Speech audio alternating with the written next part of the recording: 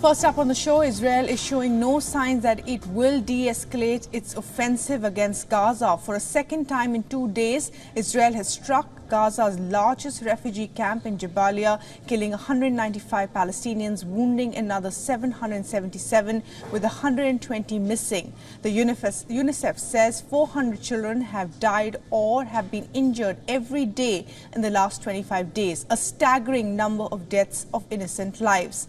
Israel says Hamas militants were hiding at the civilian camp and hospitals that it has struck as it continues to pound Gaza with airstrikes. But hospitals are struggling to treat the severely injured due to lack of medical supplies and dire conditions. At a major hospital in Gaza, the main generator is out of service. UN rights officials have said these attacks by Israeli forces could amount to war crimes.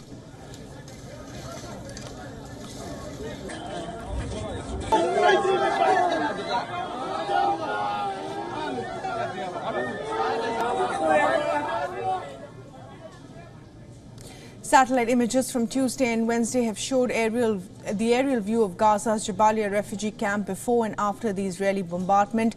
The Israeli military issued a statement saying its fighter jets had struck a Hamas command and control complex in Jabaliya, killing the head of the Islamist group's anti-tank missile unit, Mohammed Assar. Concerned about the rising civilian casualties, however, the UNICEF described Gaza as a graveyard of children. On average, 420 children in Gaza have been reportedly killed or injured every day. 420.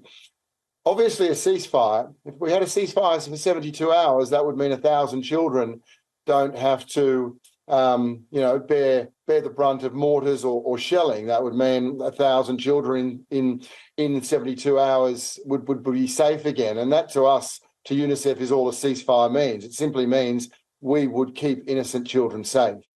And the reality is shocking on the ground, and according to reports, there's no electricity and insufficient beds and medical staff to care for the thousands of Palestinians injured from Israeli airstrikes, many of whom are being treated on hospital floors inside Gaza hospitals. Some doctors are even operating on patients without anesthesia, while others are mixing polluted water with saline water due to the shortage of medical supplies and a lack of clean water.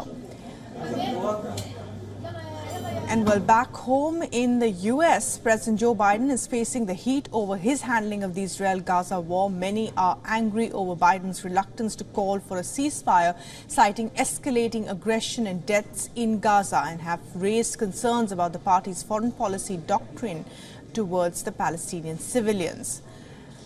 And while the reopening of the Rafah border crossing has aimed to facilitate the departure of more foreigners seeking to leave Gaza following a deal between Egypt, Israel and Hamas, at least 320 foreign citizens and wounded Gazans have been able to cross to Egypt yesterday. According to a diplomatic source, Gaza officials have announced that approximately 7,500 foreign passport holders will be evacuated over the course of about 2 weeks.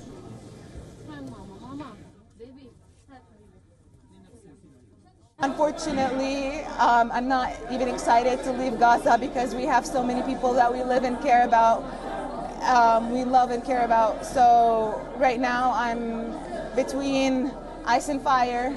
I don't know if I'm ever going to be able to see the family that I left behind or the friends that I left behind. People are dying. Everybody is dying. Nobody's safe.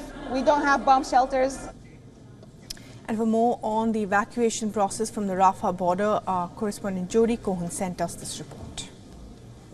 The Rafah border crossing into Egypt opened on Wednesday for the first time since Hamas's 7th of October massacre in Israel. In a deal negotiated by Qatar with Egypt and Hamas, foreign passport holders have begun to leave the Gaza Strip, along with the most critically injured civilians. And this has continued on Thursday too.